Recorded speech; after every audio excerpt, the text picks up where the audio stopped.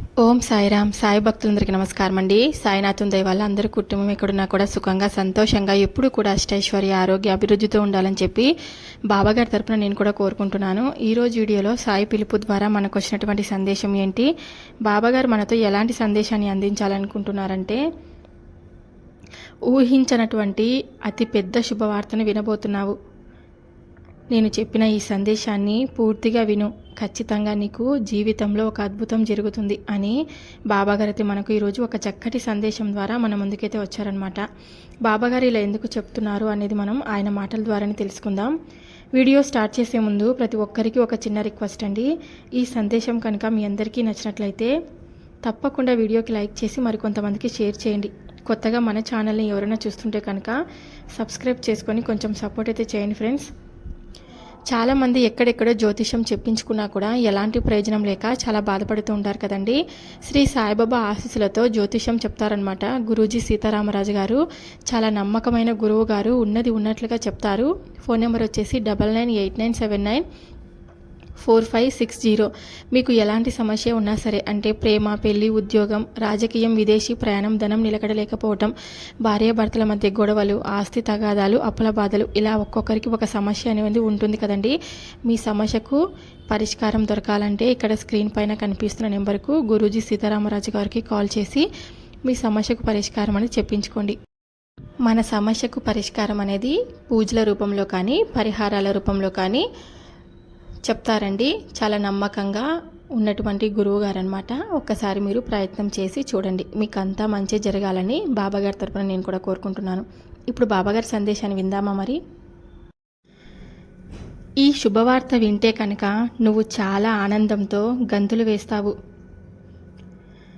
ఎందుకంటే ఇటువంటి శుభవార్త విని నువ్వు చాలా సంవత్సరాలైంది కనుక మరలా ఇప్పుడు వింటున్నావు, ఇక వింటూనే ఉంటావు.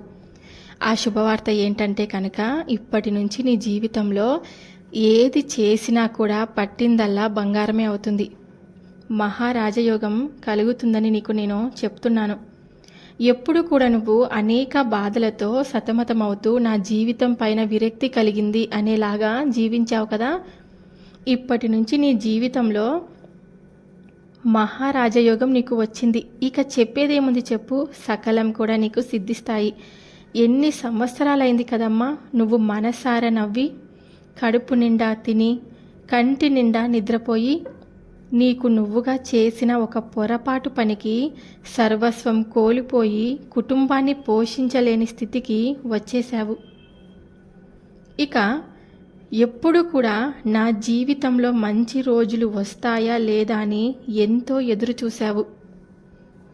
నేను ఎప్పుడు ఏ పనిని చేపట్టినా కూడా నాకు మంచి జరుగుతుందా లేదా, నా జీవితం మొత్తం నేను ఇలాంటి వేదనాభరితమైన బాధను అనుభవించాలా, నా భార్య పిల్లలను నేను సంతోషంగా చూసుకోలేనా, వాళ్ళకంటూ ఒక మంచి జీవితాన్ని ప్రసాదించలేనా అని నువ్వు ఎప్పుడు కూడా కుమిలిపోతూ ఉన్నావు.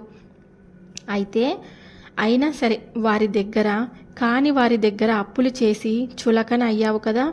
గౌరవ మర్యాదలు పోగొట్టుకున్నావు. చివరికి ఇంట్లో భార్యకు కూడా అబద్ధాలు చెప్తూ బ్రతకవలసిన పరిస్థితి నీకు వచ్చింది. నువ్వు వాళ్ళ కోసమే అప్పులు చేశావు, కానీ వాళ్ళు అది అర్థం చేసుకోలేక నిన్ను అప్పులు చేసి ఇంట్లో కూర్చున్నావు అనే కిందికి నిన్ను దిగజార్చారు. కుటుంబ పోషణ కోసమే కదా నువ్వు చేసింది అప్పులు. మరి ఆ అప్పులు అనేటివి పాపపు వడ్డీలా పెరిగి ఇంకా ఎక్కువ అప్పులు అయ్యేలాగా చేసి నీ జీవితాన్ని ఎంతో సతమతమయ్యేలాగా అయిపోయాయి. ఇక నుంచి నువ్వు ఏమీ బాధపడకు, నీ అప్పులన్నీ తొలగిపోయే మార్గం అనేది నీకు నేను చూపిస్తాను. ఖచ్చితంగా నువ్వు మంచి జీవితాన్ని అనుభవిస్తావు. అందరితో గౌరవ మర్యాదలు పోగొట్టుకున్నావు. చివరికి ఇంట్లో భార్యకు కూడా చులకనైపోయావు. అందువల్ల మీ ఇద్దరి మధ్యన కూడా అగాధమే ఏర్పడింది. ఎప్పుడు కూడా గొడవలు పడుతూ, ఎప్పుడు కూడా బాధపడుతూ జీవితాన్ని అనుభవిస్తున్నావు. అయినను సరే ఈ పరిస్థితులన్నీ ఖచ్చితంగా చక్కబడతాయని ఇద్దరు కూడా మీరు నమ్మకంతో కలిసే ఉన్నారు. మీ మధ్య వచ్చిన గొడవలు ధనం పోగొట్టుకోవడం వల్ల కాదు, నీవు ప్రవర్తించే ప్రవర్తన వల్ల వచ్చినవి. మీ ఇంట్లో వారితో నువ్వు కలిసిమెలిసి ఉండలేకపోతున్నావు. ఎలాంటి పరిస్థితిలో అయినా భార్య పిల్లలతో అన్యోన్యంగా ఉంటే నీవు ఎప్పుడో ఈ విషమ పరిస్థితుల నుండి బయటపడేవాడివి. కానీ నువ్వు చేసిన పొరపాటు పని వలన కోల్పోయిన ధనం ఆస్తుల గురించి వారు నిన్ను ప్రశ్నిస్తారేమోననే భయంతో వారిని నువ్వు దూరం పెట్టావు. కానీ వారు నిన్ను ఎల్లప్పుడూ గౌరవ మర్యాదలతోనే చూసుకున్నారు. నిన్ను కాస్తైనా కుదట పడేలా చేద్దామని వారు చేయగలిగిన పనులు చేస్తూ నీకు ఎంతో కొంత భారం తగ్గించారు. కానీ నువ్వు ఇంట్లో వాళ్ళని అర్థం చేసుకోకుండా నీకు అయిన అప్పుల వలన నువ్వు వాళ్ళను బాధ పెడుతూ ఇంకా కోపానికి గురి చేస్తూ ఉంటే ఎలా చెప్పు? కానీ నువ్వు ఈ తప్పులు కప్పిపెట్టుకోవడానికి వారిని చీదరించుకుంటూ ఉన్నావు. అదే నువ్వు చేసిన పెద్ద తప్పు. ఆ పద్ధతి మార్చుకో. వారి మనస్సులో కూడా నీ మీద ద్వేషం పెరిగితే ఇకపై ఎప్పుడూ కూడా నీతో మాట్లాడేందుకు ప్రయత్నం అనేది చేయరు. వారికి నువ్వు ఇప్పటి వరకు ఏమి సంతోషాలు తీర్చలేదు కదా, మరి వాళ్ళు కూడా ఎంతో బాధపడతారు కదా. నువ్వు చేసింది ఏదైనా వారికి ఉన్నత స్థానంలో ఉంచాలనే. కానీ నీ యొక్క దురదృష్టం నిన్ను ధనహీనుడి చేసింది. కనీసం ఖరీదు కట్టలేనక్కర్లేని ప్రేమను కూడా ఇవ్వలేకపోయావు. వారు నీ నుండి కోరుకునేది ప్రేమ మాత్రమే. ఇక నుండి నీకు పట్టిన ఈ రాజయోగం వలన నీవు పోగొట్టుకున్న ఆస్తిపాస్తులే కాదు, అంతకు మించి ఎన్నో రెట్ల సంపద కూడా నీకు కలుగుతుందని చెప్తున్నాను. నీ జీవితాన్ని ఇప్పటి నుంచి నీ కుటుంబంతో సంతోషంగా గడుపుతావని నేను నీకు మాటిస్తున్నాను.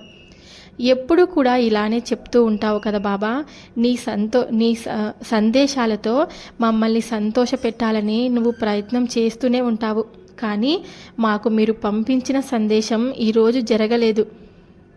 అయినా సరే నేను నీ సందేశాన్ని వింటూనే ఉన్నాను. నీ మీద గౌరవంతో, నీ మీద ప్రేమతో మీరు పంపిన సందేశాలన్నీ వింటున్నానని అంటున్నావు కదమ్మా. ఖచ్చితంగా నీకు ఈరోజు జరగకపోయినా సరే మునుపటి రోజుల్లో ఈ సందేశం నీకు ఖచ్చితంగా జరుగుతుందని చెప్తున్నాను. ఈరోజు నువ్వు విని ముందుకు జాగ్రత్త పడాలి అని కొన్ని సందేశాల ద్వారా నేను సందేశం పంపిస్తూ ఉంటాను. నువ్వు అర్థం చేసుకొని మసులుకుంటే కనుక నీ జీవితం అనేది చాలా సంతోషంగా ఉంటుంది. ఇకనైనా నీ భార్య బిడ్డలతో ఆప్యాయంగా ఉండు. మనసులో ఉన్న నీ ప్రేమని అంతా వారికి పంచు. ఎల్లప్పుడూ నీకు తోడుగా ఉండేవారే కదా వారి సరదా సంతోషాలు కూడా నువ్వు తీర్చగలవు. ఎందుకంటే నీకు పట్టిన రాజయోగం మామూలుది కాదు. నిన్ను ఎంతో ఉన్నత స్థాయికి తీసుకెళ్తుంది. ఇక జన్మలో నీకు ధనానికి లోటు అనేదే ఉండదు. నీ అప్పులన్నీ తీరిపోయి నువ్వు ఎంతో సంతోషంగా జీవిస్తావు. రాజభోగాలకు ఎటువంటి కూడా లోటు ఉండదు. పట్టిందల్లా నీ జీవితంలో ప్రతీదీ సంతోషంగా అయ్యేలాగా నీ జీవితం అనేది మసులుకుంటుంది. నువ్వు ఏమీ చింతించొద్దు. ఎప్పుడు కూడా ఈ బాబా నీకు తోడుగా ఉన్నాడనే జ్ఞాపకం నువ్వు తెచ్చుకుంటే చాలు. గౌరవ మర్యాదలకు ఇకపై లోటుండదు. ధనం నీ చేతికి అందిన వెంటనే ముందుగా నువ్వు అప్పులు మొత్తం తొలగించుకోవాలి. తర్వాత నువ్వు సంతోషంగా జీవించేందుకు ఒక చిన్న స్వగృహాన్ని కట్టుకోవాలి. ఎందుకంటే ఇక నుంచి మీరు స్వగృహం ఉండాల్సిందే కదా. వయసు పెరిగే కొద్దీ మనకు కొన్ని సమకూర్చుకోవాలి. అందులో మొదటిది గృహం ఒకటి, అలాగే ధనం కూడా. ఎందుకంటే ఈ రెండు ఉంటేనే ప్రశాంతత వస్తుంది. అందరితో సంతోషంగా స్నేహభావంగా మెలగగలుగుతాము. స్నేహితులు కూడా చాలామంది మనకు తోడుంటారు. అలాగే నీ ఆపద సమయంలో నీ భార్య నీ కోసం త్యాగం చేసినవన్నీ ఆమెకు తిరిగి ఇచ్చేయి.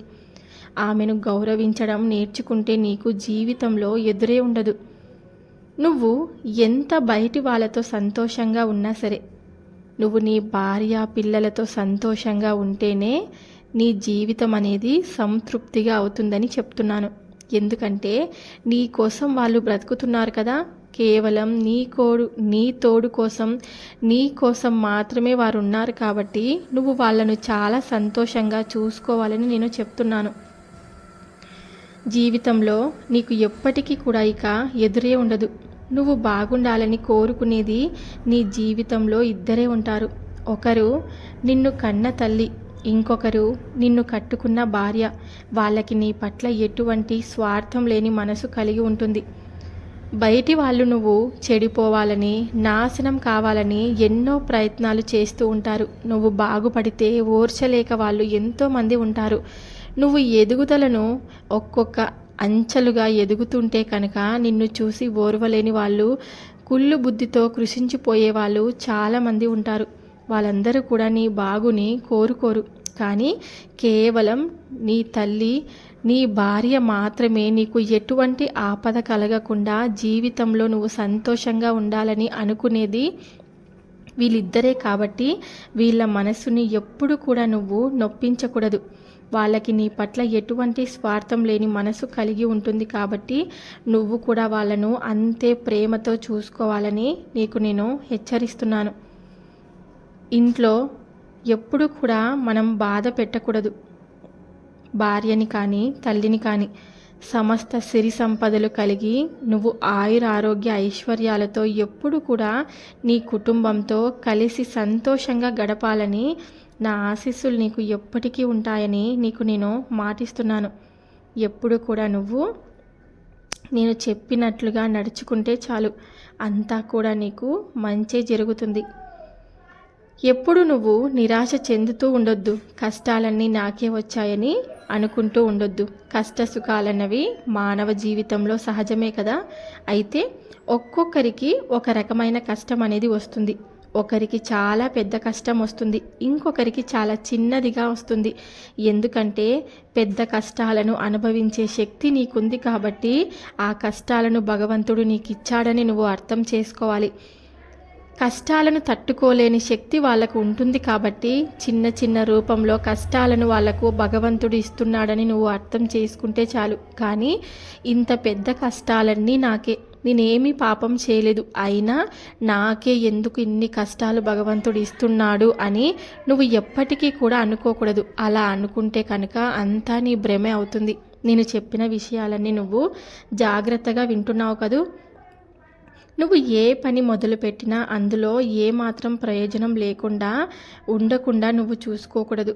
ఎందుకంటే ఏదైనా మనం ఒక పనిని మొదలుపెట్టే ముందు ఆ పని మనకు ఏ విధంగా అవుతుంది అని ముందుగా నువ్వు ప్రణాళికలు వేసుకొని సిద్ధంగా ఉండాలి.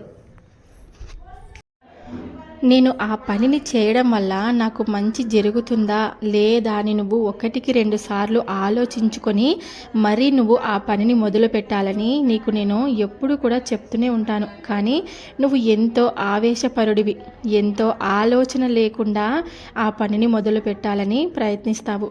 కానీ ఆ పని మధ్యలోనే ఆగిపోయి చాలా నిరాశ చెంది నువ్వు మళ్ళీ నాపై బాధపడితే ఎలా చెప్పు?